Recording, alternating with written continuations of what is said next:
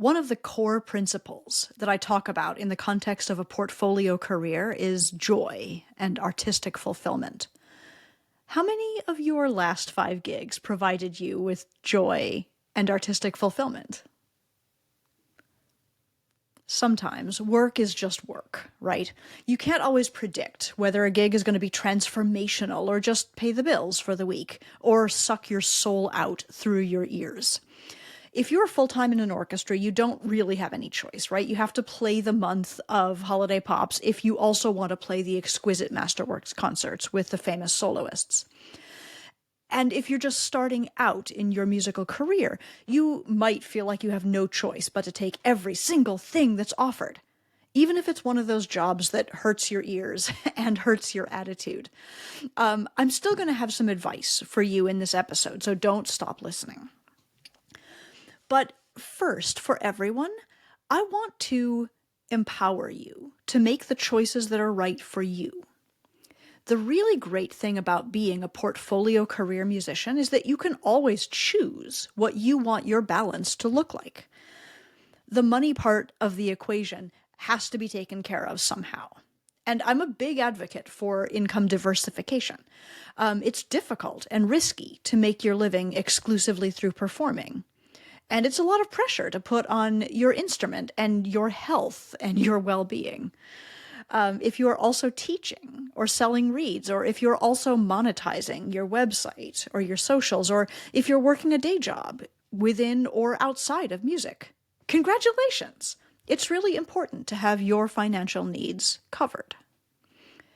And when the money is okay, it's a lot easier to prioritize making artistic choices that are right for you. And there's an incredible liberation in knowing that if this week of work is awful for you, you can just say no the next time because you want the money, but you don't need the money. I will also point out, if you're feeling judgy about me encouraging you to work outside of the orchestra, that my own very diversified career is still fully embedded in the world of classical music and performance. I am a performer, and I make and sell oboe reeds, which requires my expertise. I create content for oboists and for musical entrepreneurs. I teach oboists and I coach musicians and creatives to thrive in their own creative careers. The more speaking engagements that I get, which I love to do, the more those also begin to feel like performing. Everything I do is something that I love to do.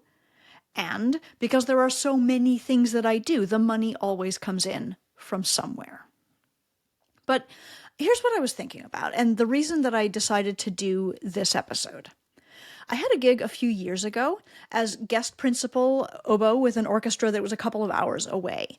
We were playing Firebird and Beethoven 7, and I like both of those pieces, and I knew it was a pretty good orchestra, but this was just a gig, a normal week of work, nothing unexpected, nothing that I was even thinking about aside from, being prepared and arriving on time.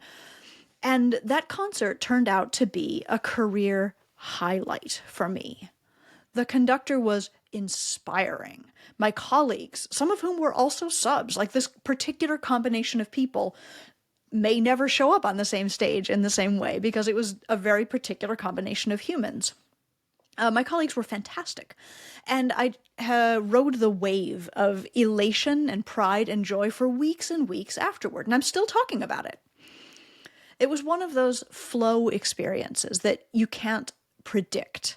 I would love for more of my concerts to feel like that one, but I didn't know in advance that that was going to happen. I could not have predicted it. I was just going to a job, like any other job. Now, in contrast, my husband and I recently played a job that we'd never been on before, which proved to be a deeply discouraging experience. It was under-rehearsed, the conductor was barely able to hold things together, the music was messy manuscript, which made it very hard to read, and people were misreading notes and rhythms, even in the actual performance, because it was that ugly under the eyes. We staggered out of the pit at the end of the night, knowing that we'd earned our money, but wishing that we hadn't said yes to the experience at all. But we couldn't have known in advance that that was going to be the case. A lot of the factors at play looked great on paper. It was close by, it paid enough, the repertoire was new and interesting, we got to play together, my husband and me, but even though it looked great, the experience itself was not great. And you never know in advance. So that particular job is on my don't play list now. And the previous one is on my I will say yes anytime if possible list.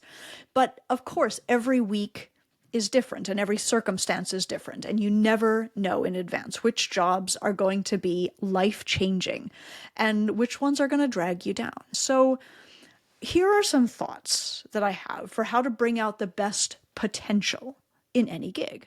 How to have the greatest likelihood of a wonderful week or a wonderful day or a wonderful month. First of all, once you have accepted the gig and you are at it, give yourself and your colleagues the gift of being all in.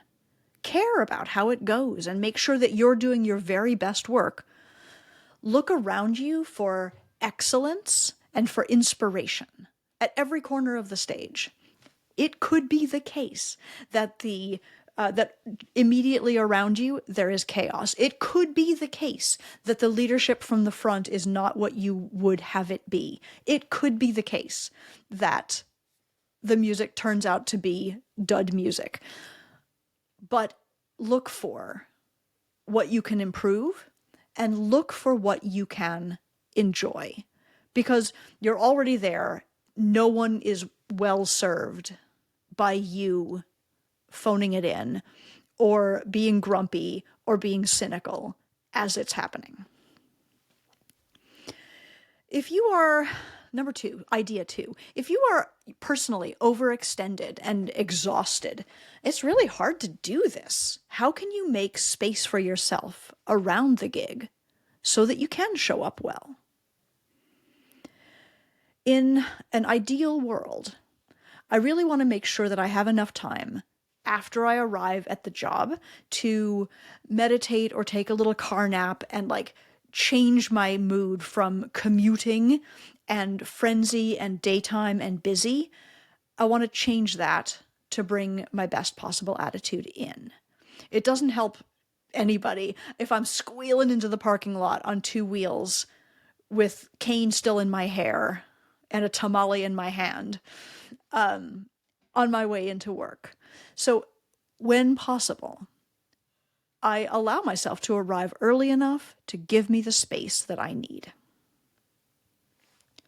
In an ideal world, I don't have too many really, really hard weeks in a row, or too many weeks in a row with no free weekend days.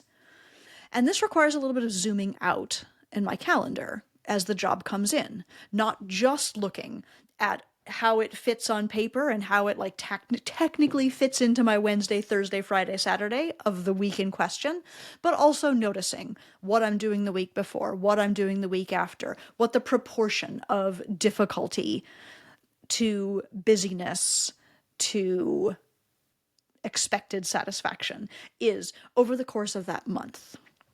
Because this brings me to this final idea that the right time to be cynical or skeptical or negative about a gig is when it is offered to you and before you accept. So take a second for yourself. You don't have to respond instantly. And try to predict how you will feel when you get to that week in question. Look at the weeks around it. Consider the freelancer math of it. The money versus the time versus the commute versus the aggravation. Ask yourself if you will have adequate time to prepare for the expected level of difficulty. Because you could say no at this point. And as long as you do it politely and, graciously, that's not a problem. Or in some cases, definitely not every case, but in some cases you could try negotiating for a midweek rehearsal off or additional overscale. Who knows what is possible when you say, I would love to take this gig. Here's the thing that I'm seeing. Before you say yes, you can think about whether the opportunity sparks joy for you or not. After you say yes, your professional obligation is to be all in and to manufacture the joy that you need. Because that's what it's about, right? If you don't love your work, if you're not enthusiastic about the colleagues and the repertoire and the stage and the experience and the performance that you get to do, if you are not in love with it, there are so many easier ways to make money. And sometimes it helps to remind ourselves that we have choices. And that the gig we are at right now is the gift of our past self. If you want to be having better experiences, then be more thoughtful about the gifts that you are giving to your future self. That is the moment of like, do I want this job or not? But while you're there, while you're in the present self, give yourself and your colleagues the gift of your fullest presence. I hope that this Happiest Musician Minisode has been helpful. Please, if you're watching this on YouTube, leave me a comment.